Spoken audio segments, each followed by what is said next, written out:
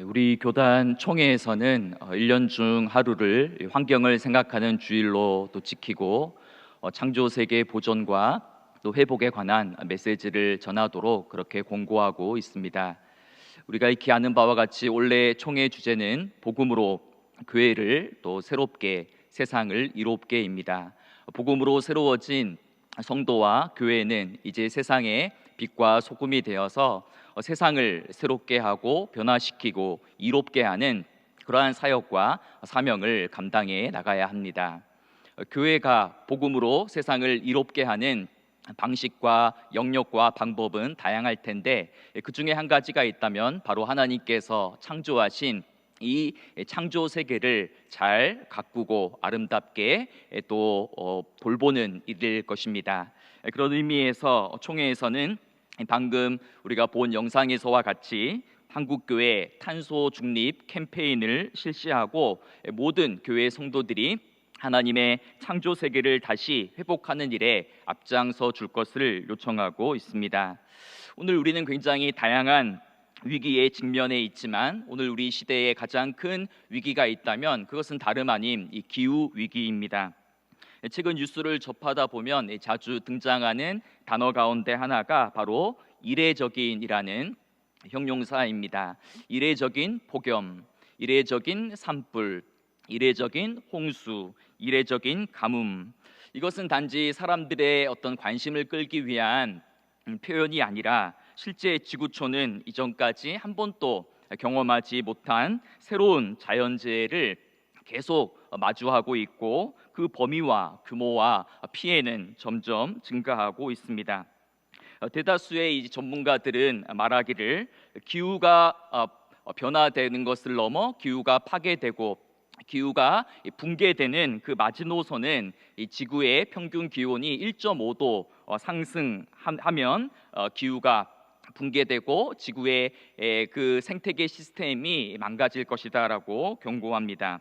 우리 인간도 36.5도에서 체온이 1.1도나 1.5도 올라가면 몸에 심각한 이상이 발생하듯이 지구 역시 지금보다 1.5도의 온도가 상승하게 되면 더 이상 돌이킬 수도 없고 회복 불가능한 그러한 파국을 맞이하게 될 것이다라고 오래전부터 경고해 왔습니다. 지금의 속도로 만약 지구의 온도가 계속해서 상승해 나간다면 해마다 날씨가 조금 더 더워지는구나라는 정도의 그러한 피해를 겪는 것이 아니라 현재 존재하고 있는 그러한 동물이나 생물의 종들이 절반 이상 또 사라지게 되고 빙하가 녹아서 현재 도시의 절반은 물에 잠기게 되고 또 수온의 변화로 생태계가 교란되고 또 식량 부족으로 나라들 간의 분쟁과 또 전쟁이 일어나게 될 것이고 더 강하고 또 새로운 전염병과 바이러스가 출현해서 결국 지구는 인류가 생존할 수 없는 그러한 행성이 될 것이다라고 아주 비관적으로 예측을 하기도 합니다. 이미 우리가 뉴스를 통해서 많이 아시는 바와 같이 국제사회는 이러한 기후위기의 심각성을 인지하고 지난 2015년 파리 기후 협정을 통하여서 온실가스 배출량을 줄여나가기로 합의했지만 실제로 이 합의가 제대로 이루어지지 않고 있습니다. 당시만 해도 이제 앞으로 약 2050년이 되면 지구의 평균 기온이 1.5도 상승할 것이다라고 예측했지만 지금은 그 시점을 10년 더 앞당겨서 이제 이 속도로 가면 2040년이 되면 지구의 평균 온도가 1.5도 상승할 것이다라고 내다보고 있습니다. 그래서 지금부터 이산화탄소 배출량을 2050년까지 이 탄소의 배출량을 제로로 만들지 않으면 2050년 경에는 지구의 기온이 2도 이상 올라가게 되어서 지구의 모든 생명체가 파국을 맞이하게 될 것이다라고 경고하고 있습니다. 그리고 더 많은 기후학자들과 전문가들은 벌써 이미 늦었다, 이미 임계점을 넘었다라고 한탄하기도 합니다. 우리 한국은 세계에서 이산화탄소를 7번째로 많이 배출하는 나라라고 합니다. 우리 한국인 한 사람이 매일마다 배출하는 그 탄소의 배출량이 약 35kg이라고 합니다. 오늘 우리가 하루 동안 나 혼자 방출하는 생활하면서 일상을 보내면서 이산화탄소를 발생하는 것이 35kg이다라는 것입니다. 그런데 이렇게 배출한 이 35kg의 탄소를 없애기 위해서는 30년 된 소나무 4그루가 1년 동안 산소를 내뿜어야지 이 35kg, 즉 오늘 내가 하루 동안 사용한 이 탄소를 제로로 만들 수 있다라는 것입니다. 이처럼 탄소 배출을 또 줄이거나 또 완전히 없애는 일은 결코 쉽지 않고 우리 삶의 방식과 스타일을 완전히 바꾸지 않는 한 결코 불가능할 것입니다. 그런데 이제 대부분의 사람들은 이러한 환경 문제나 기후 위기나 기후 붕괴 재난의 문제를 그리 심각한 문제로 사실 인지하고 있지는 않습니다. 그리스도인들 역시 이 환경 문제나 기후 위기는 어떤 정부나 기업이나 환경 단체에서 신경 쓸 일이지 기독교 신앙과는 별다른 상관이 없다라고 오해하곤 합니다. 도대체 탄소 배출을 내가 줄이는 것과 믿음 생활, 기독교 신앙이 도대체 무슨 상관이 있는가라는 생각을 하는 것입니다. 몇 해 전에 이 환경 문제 인식에 관한 그러한 설문조사를 실시했는데 기독교인이나 비기독교인이나 환경 문제에 관한 인식에 있어 큰 차이가 없다라는 그러한 결과가 나온 바 있습니다. 즉 그리스도인들도 세상 사람들과 비슷한 수준에서 기후 위기와 환경 문제를 바라보고 있다라는 것입니다. 하지만 이 자연을 보호하고 또 에너지를 절약하고 이 창조 세계를 보존해 나가는 일은 단순한 어떤 사회적인 이슈나 또 정치적인 사안이나 윤리적인 문제가 아니라 신앙의 문제요, 또 신앙의 과제요, 또 더 나아가서는 우리에게 주어진 선교적인 그러한 사명이다라는 것을 재인식할 필요가 있습니다. 그렇다면 왜 무엇 때문에 이 환경 문제를 가리켜서 이 환경 문제가 신앙의 문제다라고 이야기할 수 있겠습니까? 그것은 너무 간단한데요. 바로 하나님께서 이 자연과 모든 피조 세계를 창조하시고 우리 인간들로 하여금 그 자연을 잘 돌보고 관리하도록 명령하셨기 때문입니다. 창세기 1장 27절에서 28절을 보면 하나님이 자기 형상 곧 하나님의 형상대로 사람을 창조하시되 남자와 여자를 창조하시고 하나님이 그들에게 복을 주시며 하나님이 그들에게 이르시되 생육하고 번성하여 땅에 충만하라 땅을 정복하라 바다의 물고기와 하늘의 새와 땅에 움직이는 모든 생물을 다스리라 라고 명령하셨습니다. 여기서 인간이 하나님의 형상대로 지음 받았다라는 말은 하나님의 통치를 대신하고 대리한다라는 그러한 뜻입니다. 따라서 우리가 생육하고 번성하여 땅에 충만하라 땅을 정복하라라는 말은 인간이 이 자연 세계의 주인이 되어서 자연을 마음대로 착취하고 파괴하라는 말이 아니라 하나님을 대신해서 자연을 잘 가꾸고 관리하는 지구의 정원사로 청지기적 사명을 잘 감당하라는 그러한 뜻입니다. 흔히 우리는 이 창세기의 기사를 읽으면서 창조의 맨 마지막 정점과 또 창조의 절정에 오직 인간만이 있다라고 생각합니다. 그래서 하나님께서 첫째 날부터 만든 빛과 궁창이나 하늘과 땅과 바다, 동물과 식물도 이 모든 것이 다 존재하는 이유가 오직 인간만을 위해 존재한다라고 생각하곤 합니다. 하지만 하나님의 눈에는 빛과 하늘과 땅과 각종 식물과 동물은 그 자체로 아름답고 하나님 보시기에 좋았습니다. 마지막 날 하나님께서는 사람과 피조물들을 모두 다 창조하신 후에 하나님이 지으신 그 모든 것을 보시니 보시기에 심히 좋았더라라고 말씀하셨습니다. 인간만을 바라보시며 심히 좋았다라고 말씀하셨던 것이 아니라 하나님께서 만드신 창조하신 그 모든 것들이 아름다운 조화와 균형을 이루고 평화를 이루고 있는 것을 보시면서 심히 좋았다라고 말씀하신 것입니다. 우리가 잘 아는 노아의 홍수 때도 하나님은 우리 인간만을 구원하신 것이 아니라 동물과 자연까지도 구원하셨습니다. 그리고 홍수 이후에 언약을 맺으실 때에도 인간하고만 그 언약을 체결하셨던 것이 아니라 모든 생물들과 함께 언약을 맺으셨습니다. 창세기 9장 9절에서 10절을 보면 내가 내 언약을 너희와 너희 후손과 너희와 함께한 모든 생물 곧 너희와 함께한 새와 가축과 땅의 모든 생물에게 세우겠다라고 말씀하셨습니다. 이처럼 하나님은 노아의 홍수 이후에 또 새로운 계약을 맺으실 때에도 우리 인간들과만 계약을 체결하셨던 것이 아니라 살아있는 모든 생물과도 더불어 함께 이 언약을 세우셨다라는 것입니다. 그런데 이제 우리는 성경을 읽을 때 뒤에 있는 모든 생물이다라는 이런 것들은 빠뜨린 채 오직 인간만을 중심으로 해서 성경을 읽고 또 해석할 때가 많이 있다라는 것입니다.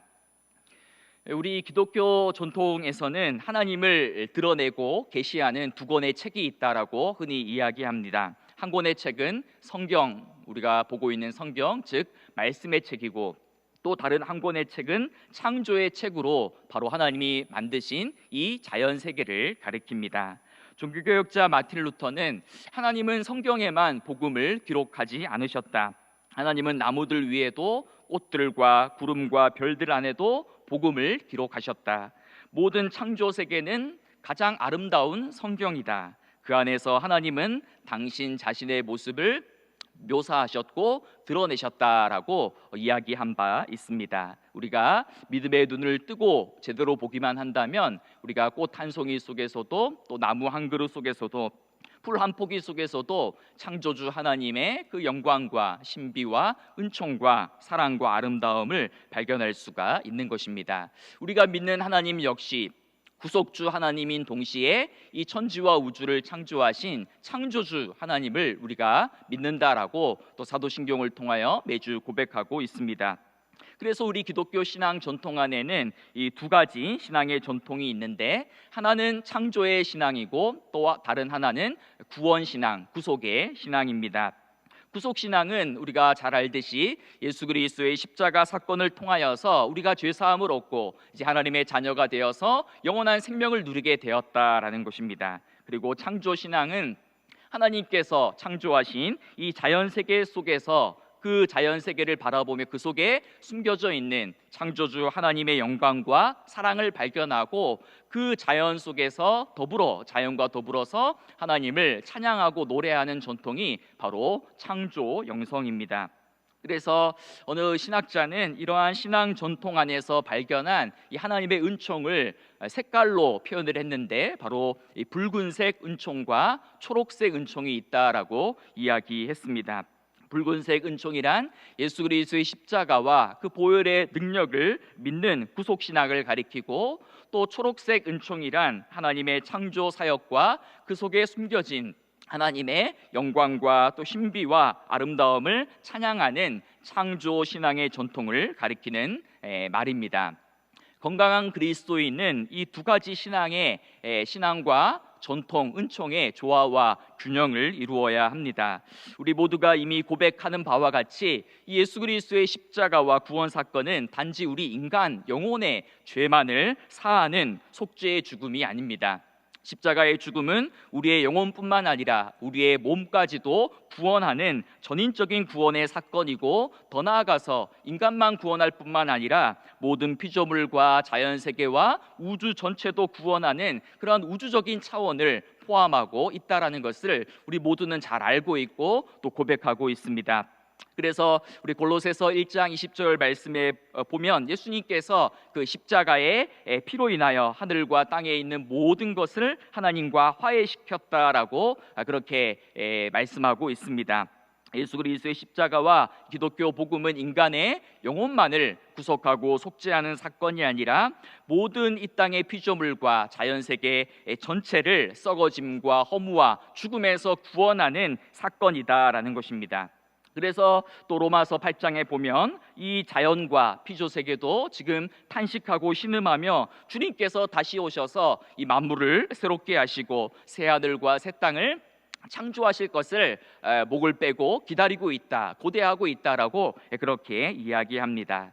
따라서 십자가의 사랑을 아는 사람, 붉은색 은총을 바로 깨달은 그리스도인들은 하나님이 만드신 이 창조 세계를 사랑하고 잘 관리하고 또 그 자연 속에 숨어 있는 하나님의 사랑과 영광을 발견하는 그러한 초록색 은총의 사람이 되어야 한다라는 것입니다.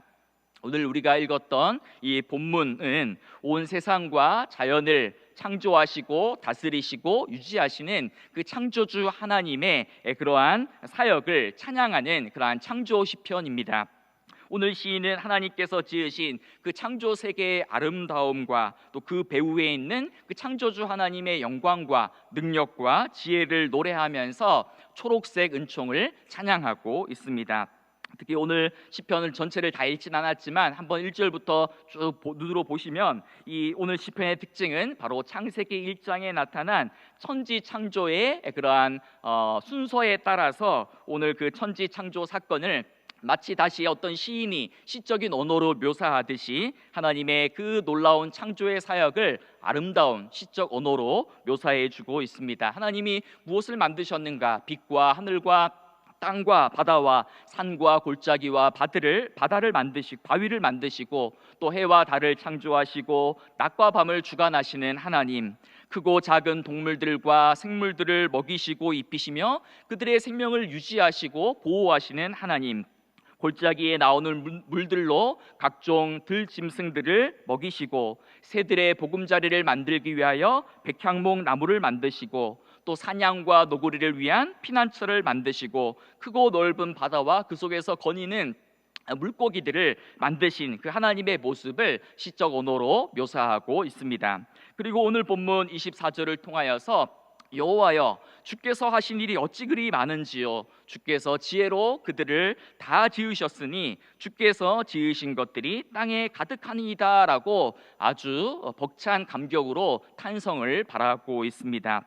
하나님이 친히 창조하신 그 피조물들이 얼마나 다양한지, 얼마나 신비로운지, 오묘한지, 아름다운지, 하나님이 자연과 사람과 동물과 만물을 얼마나 세심하게 보살피고 돌보시며 먹을 것과 거주할 것을 마련해 주시고 살아가게 하시는지 그 창조주 하나님의 지혜와 신비와 능력을 경탄하면서 찬양하는 그러한 고백인 것입니다. 또 27절을 보시면 이것들은 다 주께서 때를 따라 먹을 것을 주시기를 바라나이다 라고 이야기합니다.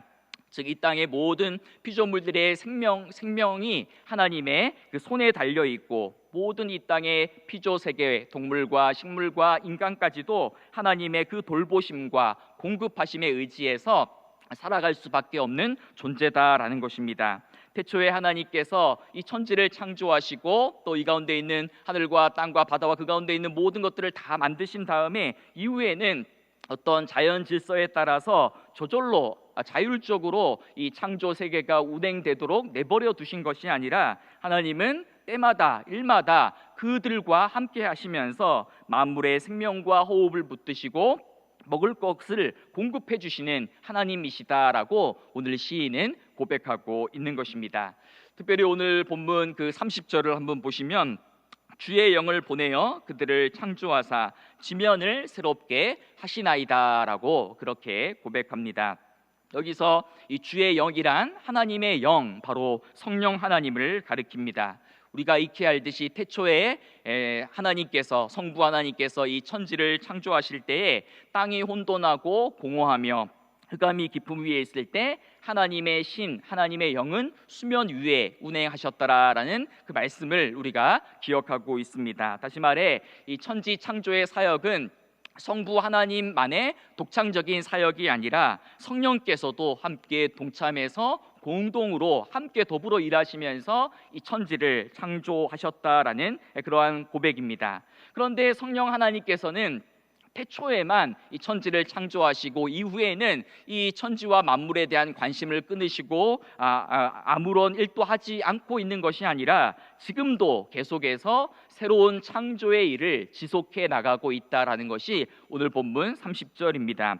주의 영을 보내어 그들을 창조하시고 라고 말씀하고 있는데요, 여기서 창조하다라는 이 단어는 이제 미완료형으로 표현되고 있습니다. 즉 다시 말해 성령께서 지금도 계속적으로 반복해서 지속적으로 자연과 피조 세계와 피조물들을 돌보시고 그들을 다시 창조하시며 그들이 다시 살아나도록 생명의 기운을 불어넣어 주시며 땅을 지면을 새롭게 하고 계시다라고 이야기해 주고 있는 것입니다. 여기서 우리는 그 성령 하나님이 성령님께서 바로 창조의 영으로 생명의 영으로 창조 세계를 유지하고 보존하시고 또 돌보시는 분이시다라는 그러한 사실을 발견할 수 있는 것입니다.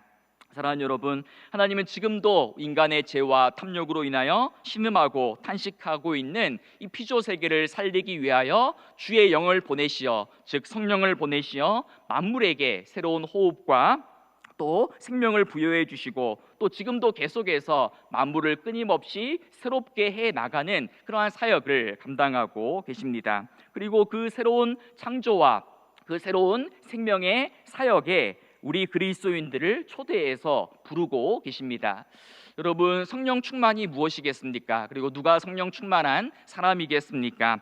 신비한 은사와 능력을 많이 소유한 것도 성령의 그러한 은사와 능력이겠지만 진정한 성령 충만은 바로 성령님이 누구이신지를 바로 인식하고 성령님이 하시는 일과 사역에 동참해서 내가 함께 일하는 그 사람이 바로 진정한 성령 충만한 사람이다라고 볼 수 있습니다. 성령님께서 창조의 영과 생명의 영으로 죽어가는 자연과 피조 세계를 살리고 새롭게 하시는 영이라면 그 성령님을 믿는 우리 역시 이 땅에서 창조 세계를 보존하고 파괴하고 죽어가는 이 자연 세계를 살리는 일에 힘써야 하는 것입니다. 그래서 환경 보존에 힘쓰는 사람, 자연을 아끼고 에너지를 절약하는 그 사람이 어떤 의미에서는 성령 충만한 사람이다라고 정의 내릴 수 있는 것입니다. 오늘 시편 기자는 33절에서 이런 고백을 하지요. 내가 평생토록 여호와께 노래하며 내가 살아있는 동안에 내 하나님을 찬양하리이다. 여기서 찬양이란 무엇이겠습니까? 단순한 어떤 목소리의 발성이나 어떤 악기를 가지고 연주하는 것만을 가리켜서 찬양이다라고 이야기할 수 없을 것입니다. 진정한 찬양은 그 찬양의 고백을 우리의 몸과 삶으로 살아내는 것입니다. 나의 찬양을 받으시는 그분의 이름과 영광에 합당한 삶을 살아가고 더 나아가 내가 찬양하고 있는 그분이 행하시는 일과 사역에 동참해서 함께 일하는 것이 바로 하나님을 찬양하는 진정한 찬양이라고 볼 수 있는 것입니다. 그래서 오늘 시편 기자는 내가 살아있는 동안에 내 하나님을 찬양하겠습니다라고 고백하는 것은 이 시편 기자 역시 이 자연과 동물과 온 피조 세계가 이 주님의 영광을 찬양하고 노래하듯이 나 역시도 그렇게 창조 세계와 피조 세계에 숨겨져 있는 하나님의 영광과 신비와 아름다움을 발견하고 또 그 피조 세계와 더불어서 하나님을 높이고 주님의 높고 위대하심을 찬양하고 또 하나님께서 온 피조 세계를 돌보시고 보호하시듯이 나를 지키시고 보호하시고 돌보시고 먹이시고 입히실 것이다 라는 것을 확신하기에 또 그러한 신앙 고백을 가리켜서 내가 살아있는 동안 영원토록 내 호흡이 있는 동안 하나님을 찬양하겠습니다라고 그렇게 고백을 하고 있는 것입니다. 사랑하는 여러분, 초록색 은총을 아는 사람은 환경 문제와 또 생태계 위기에 깊은 관심을 가지고 자연과 생명을 살리고 피조 세계를 새롭게 하는 일에 앞장서야 합니다. 십자가의 은혜와 사랑을 진짜 아는 사람은 자기 안에만 갇혀 있는 사람이 아니라 이웃의 고통과 타인의 고통과 아픔에 예민하게 반응할 줄 알아야 합니다. 더 나아가서 그 붉은색 은총을 정말 아는 사람은 인간의 죄와 탐욕으로 파괴되고 깨어진 이 자연의 탄식 소리와 신음 소리를 들을 수 있는 그러한 생태학적인 예민함을 가지고 있어야 하는 것입니다. 창조주 하나님의 눈으로 이 세상을 바라본다면 깨어진 자연과 세계를 창조주 하나님의 눈으로 우리가 바라볼 때에 우리는 저절로 환경 문제에 관심을 가지고 기후 위기와 생태 문제에 새롭게 눈을 뜨게 될 것입니다. 오늘 한국교회는 탄소 중립 캠페인을 전개하면서 7가지의 그러한 실천 사항들을 제시했는데요. 녹색 교통, 기후 미식, 그린 에너지, 슬로우 패션, 녹색 서재, 미니멀 라이프, 생명 경제가 그것입니다. 어려운 단어들을 사용했지만 쉽게 이야기하면 에너지 사용을 줄이고 음식물 쓰레기를 줄이고 불필요한 소비를 하지 말고 우리의 삶의 방식을 조금만 더 단순하게 소박하게 만들자라는 그러한 운동입니다.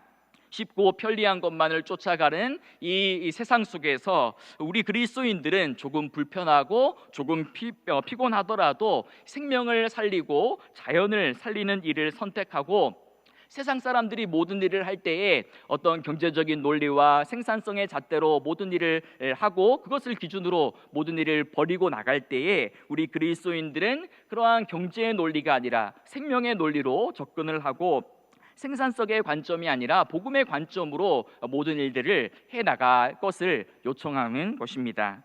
여러분, 기후위기에 적극적으로 대처하면서 하나님의 창조 세계를 회복하는 일에 앞장서는 교회를 가리켜서 녹색 교회라고 부릅니다. 보통 우리 교회에 보면 국내 선교부, 해외 선교부, 의료 선교부가 있는 것처럼 교회 안에도 환경 선교부를 만들고 또 우리가 매주 발행하는 이 종이 하나, 이 주보 한 장도 어떤 친환경 재생 종이로 만들고 일회용품과 플라스틱 사용을 줄여나가고 음식물을 남기지 않는 등 아주 작고 사소한 일부터 실천해 나가면 그 교회는 녹색 교회가 될 것입니다. 해마다 어떤 단체에서 이 녹색 교회를 선정하는데요. 얼마 전에 선정된 서울에 약 500명이 모이는 어떤 중형 교회의 1년 표어, 그러니까 1년 표어라는 것은 뭡니까? 이게 본당에 걸려져 있는 표어를 뜻하는 거죠. 그 표어가 뭐냐라고 했을 때 바로 우리 교회는 주일날 음식물 쓰레기를 1kg 이내로 줄이는 것이다. 이것이 1년 동안 교회 본당에 걸어놓은 표어였다라고 합니다.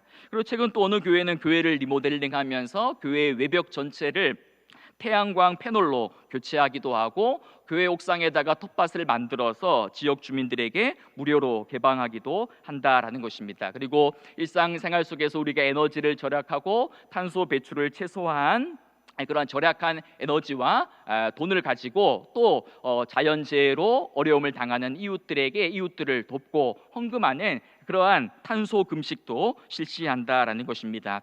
얼핏 들으면 참 이 녹색교회는 유별나고 특별한 사람들이 하는 교회다라는 생각이 들지만 사실 현대의 모든 교회가 지향해 나가는 이런 모델은 녹색교회가 되어야 될 것입니다.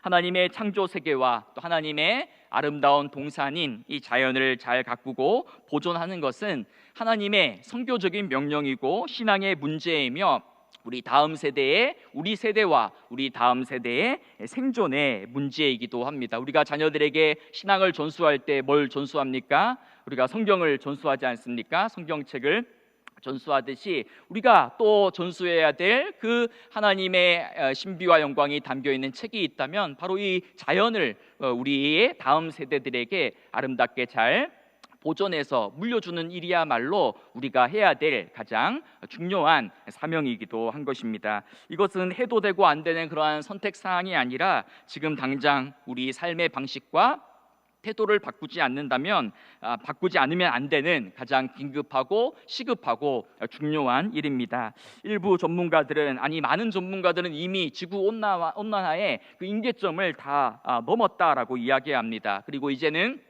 예견된 그러한 과학자들의 시나리오대로 2050년이 되면 지구 생태계는 완전히 망가지고 파괴되고 붕괴될 것이다라고 아주 극단적으로 이야기합니다. 하지만 우리 그리스도인들에게는 아직 희망과 소망이 남아 있습니다. 그것은 바로 하나님께서 주의 영을 성령을 보내셔서 이 땅을 창조하시고 끊임없이 새롭게 해 나가시며 이 땅을 온전케 해 나가실 것이기 때문입니다. 그리고 하나님께서는 저와 여러분을 그 창조 사역의 동력자로 부르고 계십니다. 이 기후 위기와 기후 재난의 시기, 저와 여러분, 우리 교회가 하나님의 마지막 희망이다라고 볼 수 있습니다.